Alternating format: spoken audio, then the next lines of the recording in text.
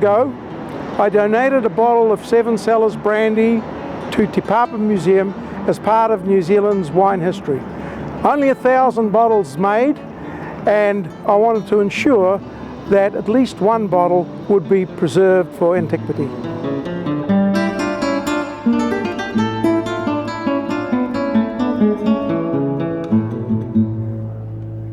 Well, the vision to produce a brandy in New Zealand came from a few pioneers in the industry back in the early 60s, where the main wine that was made was fortified wine. And of course, fortified wine was made by the fermentation of grapes and the addition of spirit. And so several of these winemakers at the time asked themselves, why can't we produce a brandy, a pure brandy? Never before been done in New Zealand. And so they applied to the government at the time for an experimental license and lobbied. And the government, in their wisdom, decided this might not be a bad idea. So experimental licenses were granted, not only to this group, the 7 Cellars group, but also to 2 or 3 other winemaking groups who unfortunately did fall by the wayside. They didn't have the vision that these people had. You could call these 7 pioneers the Magnificent 7.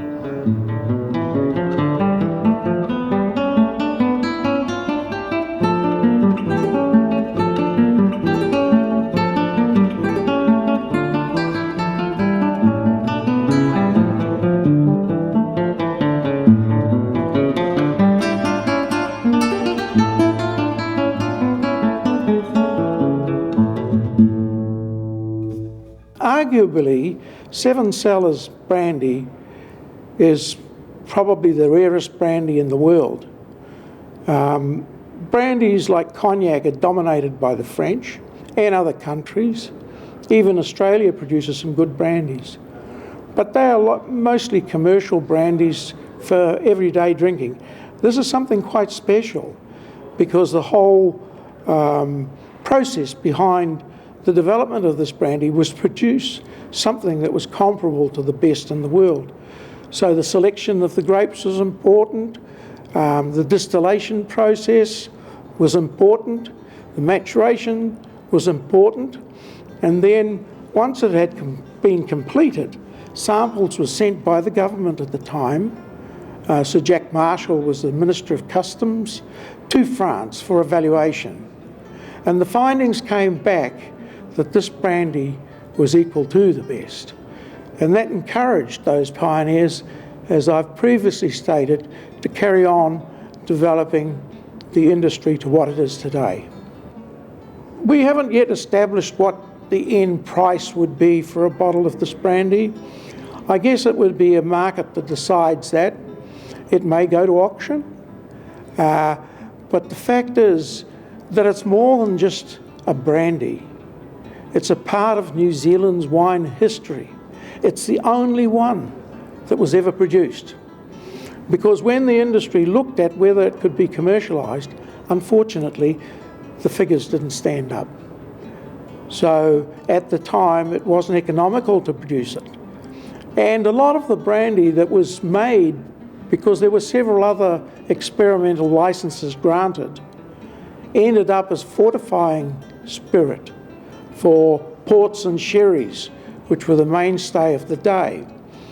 But I decided that it would be a travesty to allow that to be lost when so much work and dedication had gone into it. And so I became the curator of this brandy, which at the time was in barrels, oak barrels, and for 40 years I watched over it and tasted it occasionally and thought one day this will be part of our history. And then in 2000 I blended together the barrels to produce a cuvee and see how that developed over the next 3 years. It married well, and we bottled it in 2002, nearly 20 years ago. The strength is 46% by volume, Generally, the brandies are around 40%. So it is more intense. Originally it was quite fiery, but that has mellowed over the years. So there's great concentration in there. And when you pour this into a balloon and swill it around, the aroma leaps out from it. And it's telling you that this really is a genie in the bottle. As you can see, if I can gingerly lift this off, here, the bottle by itself, while it's still spectacular, needs to be elevated. It's an exhibit, it's a part of our history. So this bronze base was cast by a bronze caster who actually designed the whole concept to give it antiquity, and as well as that, fit the shape of the bottle. So Seven Cellars now rests on this person's artwork, so it's a form of art. His name is Richard Wells. There were only less than 1,000 bottles that were bottled after the experimentation was completed. A lot was lost as the angel's portion, because as we matured this brandy in oak for 40 years, some of it evaporated. It does, it's natural, because spirit is lighter than water. So it reduced. But we have now captured this genie in a bottle, which is nearly 60 years old, and less than 1,000 bottles were ever bottled. Well, the point of difference here is that the New Zealand wine industry was very much in its infancy. And so I think that if they went out and broadcasted, we're going to make the best brandy in the world, they would have been laughed at. But subsequently, when it was assessed by the world's leaders in brandy, like cognac in France, to say it was equivalent, that was saying something.